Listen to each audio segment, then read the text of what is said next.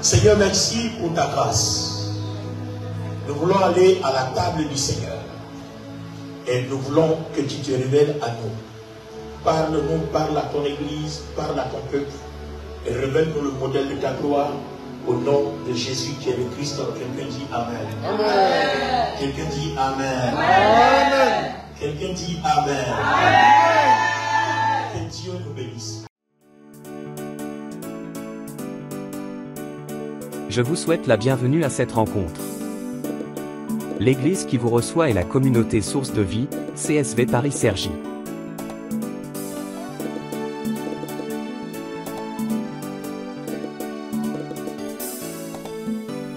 Je suis Dr Olivier Bonny, le pasteur principal.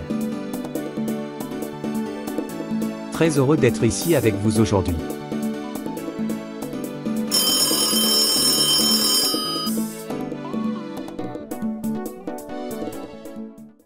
Regardez avec moi Exode, le chapitre 25, à partir du verset 1. Exode.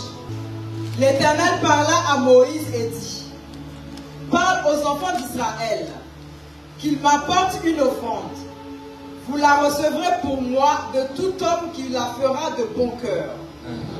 Voici ce que vous recevrez d'eux en offrande: de l'or, de l'argent et de l'airain, des étoffes teintes en bleu, en pourpre, en cramoisi, du fin lin et du poil de chèvre, des peaux de bélier teintes en rouge et des peaux de dauphin, du bois d'acacia, de l'huile pour le chandelier, des aromates pour l'huile d'onction, oui, et pour le parfum odoriférant, des pierres d'onyx et d'autres pierres pour la garniture de l'éphod et du pectoral.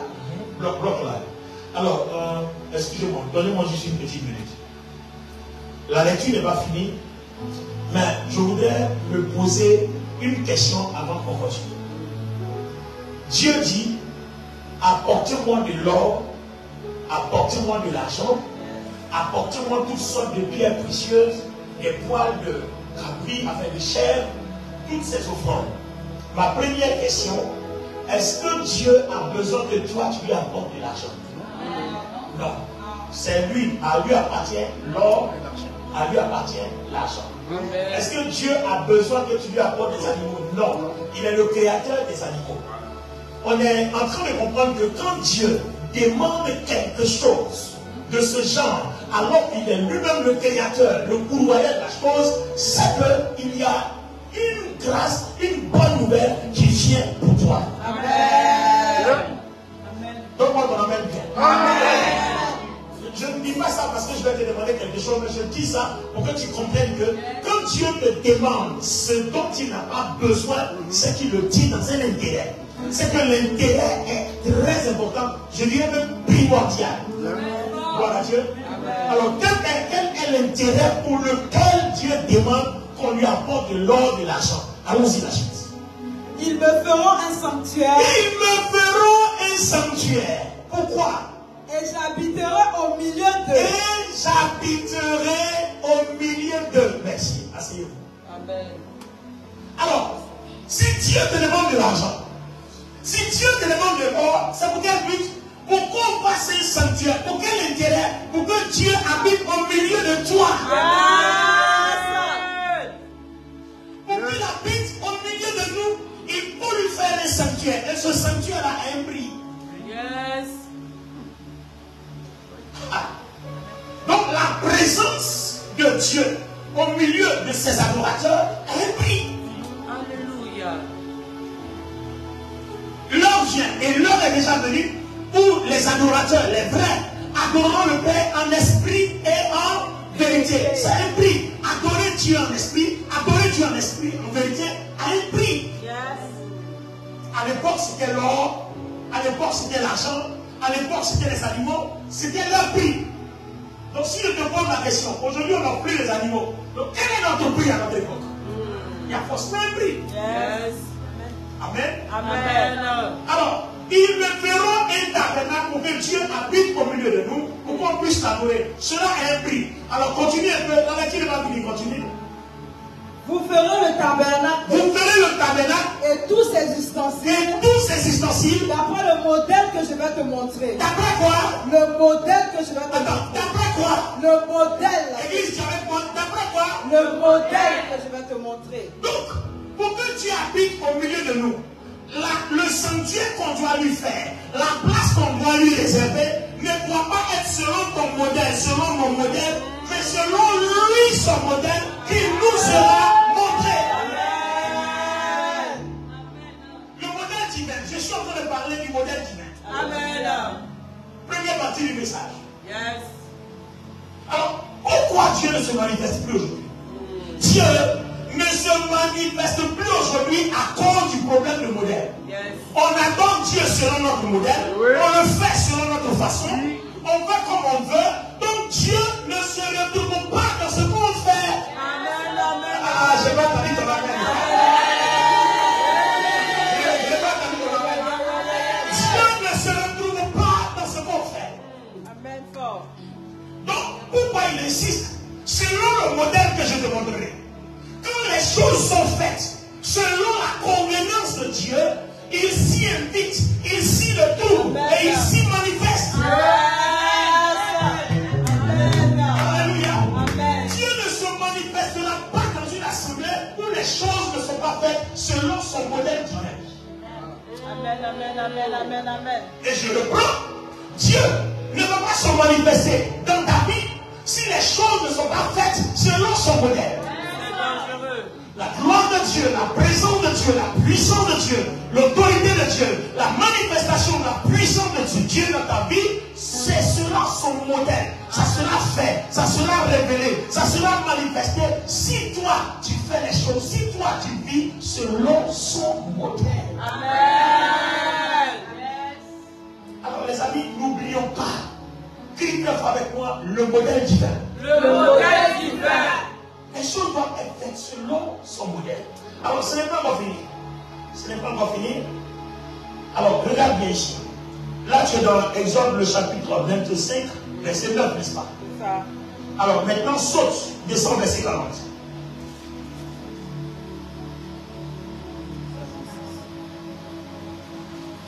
Regarde et fais d'après le modèle qui t'est montré sur la montagne.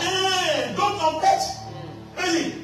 Donc le modèle qu'on doit faire là, c'est pas que, non, je crois que ça là, ça ressemble au modèle. Non, d'après le modèle qu'on t'a montré quand tu étais sur la montagne. Amen. Donc en fait, on ne dit pas n'importe comment. Il y a quelque chose qu'on a vu et puis on nous demande de reproduire. Amen.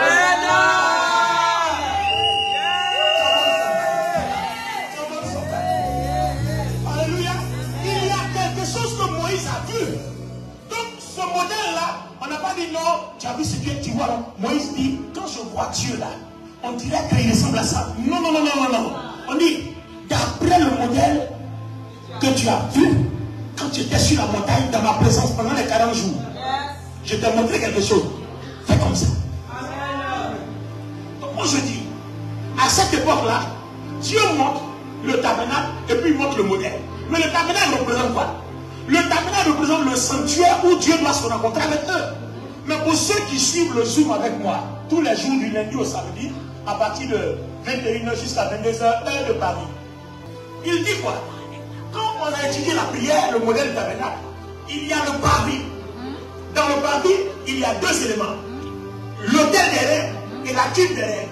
Aujourd'hui, ça représente la croix où Christ est sacrifié parce que l'autel des reins, c'est là-bas qu'on sacrifie les animaux. La cuve des reins, l'hysope, dans le psaume 51, ça représente le sang de Jésus. Quand on rentre dans le sanctuaire, on divise le sanctuaire en deux, le lieu saint et le lieu très saint. Parce que le tabernacle a trois parties. Donc on est quitté au parvis, on s'en va. Quand vous rentrez dans le sanctuaire, légèrement à droite, il y a la table de paix de proposition, la communion. À l'église, on prend la communion avec le corps de Christ. Quand vous allez sur la gauche, vous trouverez le chandelier à 7 branches, la lumière, le Saint-Esprit. Et quand vous allez sur la droite, en face du voile, vous trouverez quoi? L'autel de parfum qui représente l'ensemble de notre adoration, de notre louange et de toutes nos prières qui montrent comme un parfum agréable dans l'Éternel. Vous voyez? Donc vous voyez, et n'importe qui n'entre pas dans le sanctuaire. Pour entrer dans le sanctuaire, il faut faire le sacrifice pour le pardon des péchés à l'autel des reins qui représente la croix. Il faut se purifier par l'hysope qui représente le sang. Et quand il entre, il faut se communier avec le pain. la communion avec l'Éternel par le pain, qui est le corps de Christ, c'est que nous allons prendre tout à l'heure, vous voyez. Et après, il faut entrer en présence de la lumière. On a parlé de la lumière ici, avec dans nos messages précédents. Avant de se retrouver maintenant devant l'autel des parfums. Et là, quand le Christ est mort, le voile est déchiré. Donc en fait, ce tabernacle-là a un rapport avec le Christ. Parce que quand il meurt, il dit tout est accompli, le voile se déchire, ouvre la porte pour qu'on ait accès à Dieu. Vous comprenez que pour quitter au paradis et arriver dans le lieu très saint, c'est tout un modèle de vie, toute une conduite. Donc en fait, le tabernacle est un modèle de vie pour pouvoir rencontrer Dieu et il y a un modèle de vie imposé. Donc si hier il y a un modèle que Moïse a vu, nous aussi aujourd'hui, il y a un modèle qu'on doit voir. Et si notre vie obéit à ce modèle-là, alors Dieu dit, il habitera au milieu de nous. Waouh! Donc la raison pour laquelle on n'est pas béni, est-ce que Dieu habite vraiment au milieu de nous? Et si Dieu n'habite pas au milieu de nous, on a une réponse aujourd'hui. Au moins on a une réponse, c'est que notre vie n'obéit pas au modèle que Dieu nous a montré. On a montré un modèle à Moïse. Nous aussi aujourd'hui, il y a un modèle que Dieu nous a montré. Donc les amis, quel est le modèle? Dimanche prochain. Dimanche prochain.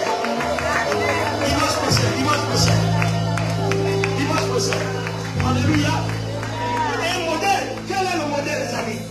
Waouh. Quel est le modèle? Alors, va dans Exode 26, 30. Exode 26, 30. Je veux mettre de l'eau à ta bouche pour que dimanche prochain tu sois pressé de venir. Exode 26, verset 30. Oui. Tu dresseras le tabernacle d'après le modèle qui t'est montré sur la montagne. Tu dresseras le tabernacle d'après le modèle qui t'est montré sur la montagne. Alors, si on a montré le modèle sur la montagne, notre modèle, on montre ça où? Dimanche prochain.